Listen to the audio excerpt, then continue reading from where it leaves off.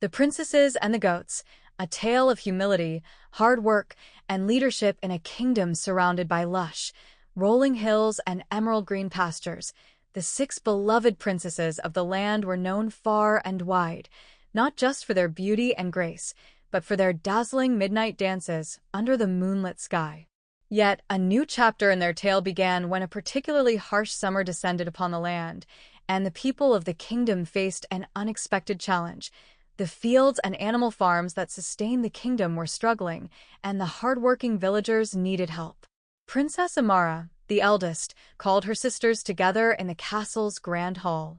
"Our people are struggling," she said, her voice steady yet tinged with concern.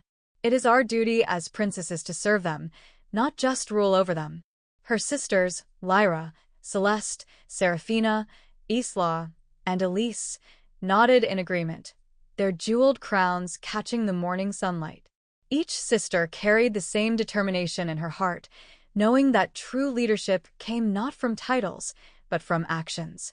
The very next morning, the princesses donned simple, traditional attire, dresses of earthy tones with aprons tied around their waists. Their flowing hair was braided and tied back, ready for a day of hard work. The gleaming golden gates of the castle opened wide, and the people of the kingdom gasped as they saw their princesses walking down the hill toward the fields and farms, smiles on their faces and purpose in their steps. At the base of the hill, Farmer Rowan greeted them with wide eyes and a low bow. "Your Highnesses, what brings you here?"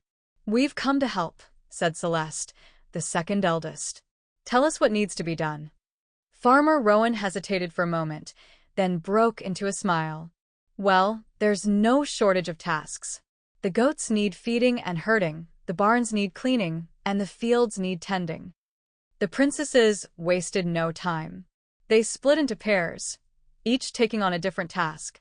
Amara and Seraphina headed to the goat pens, where playful baby goats bleated and frolicked in the sun. At first, the goats seemed wary of the princesses, but Seraphina knelt down, gently stroking a tiny goat's head. "Hello, little one," she whispered. "We're here to take care of you." Soon, the goats warmed up to the princesses, nuzzling against them as they spread fresh hay and filled the water troughs. Amara laughed as one particularly mischievous goat tugged on the ribbon of her braid. "You have quite the spirit," she said, stroking its velvety ears. Meanwhile, Lyra and Elise worked in the fields, planting seeds for the next harvest. The sun beat down on them, and their hands became caked with dirt as they knelt in the soil, but neither sister complained. Instead, they sang a cheerful tune, their voices carrying over the fields and lifting the spirits of the villagers working alongside them. Isla and Celeste tackled the barn, rolling up their sleeves to muck out the stalls and lay fresh straw. At first, the task seemed daunting, and Celeste wrinkled her nose at the strong smell. "This is not what I imagined royal duties would look like," she joked. Isla laughed, elbowing her gently. "Perhaps not, but it's honest work. And look," she pointed to a group of young villagers watching them in awe. "We're showing them that no work is beneath us." By midday, the princesses joined the villagers for a simple lunch under the shade of a great oak tree. The meal was modest, fresh bread, cheese, and apples, but the air was filled with laughter and stories. For the first time, the villagers and their royal family were truly united, working side by side as equals. As the afternoon stretched on, a sudden commotion arose from the goat pens. A young goat had wandered off into the nearby forest, and its worried bleats could be heard faintly in the distance.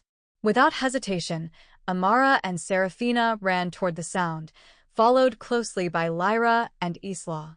The villagers watched in awe as the princesses navigated the forest with determination, their dresses snagging on branches, but their focus unshaken. It was Celeste who spotted the little goat first, trapped in a thicket of brambles. "There you are," she exclaimed, carefully freeing it with her sister's help. The goat nuzzled against them, its small body trembling. "Let's get you back home," Amara said gently, cradling the goat in her arms as they returned to the farm. That evening, as the sun dipped below the horizon and the sky turned shades of pink and gold, the villagers gathered to thank the princesses. An elderly woman stepped forward, her weathered hands clasped together. "You have shown us what it means to lead with humility and kindness," she said, her voice thick with emotion. "You have reminded us that, even in the hardest of times, we are stronger when we work together." The princesses smiled, their hearts full. "It is we who should thank you," Amara replied. "You have welcomed us into your lives and shown us the strength and resilience of our people. We are proud to serve you." As the stars began to twinkle in the night sky, the villagers lit lanterns and shared stories around a bonfire. The princesses joined in, their laughter blending with the crackling of the flames and the soft bleats of the goats nearby. For one magical evening, the barriers between royalty and villagers melted away, leaving only a shared sense of purpose and unity. The next morning, the princesses returned to the castle, their hands calloused but their spirits renewed. They carried with them not just the lessons of hard work and humility, but also a deeper understanding of the bond they shared with their people. From that day forward, the princesses continued to visit the fields and farms, not out of duty, but out of love. And in the hearts of the villagers, their princesses were not just rulers, they were family. Moral: true leadership shines brightest when rooted in humility, kindness, and a willingness to serve others.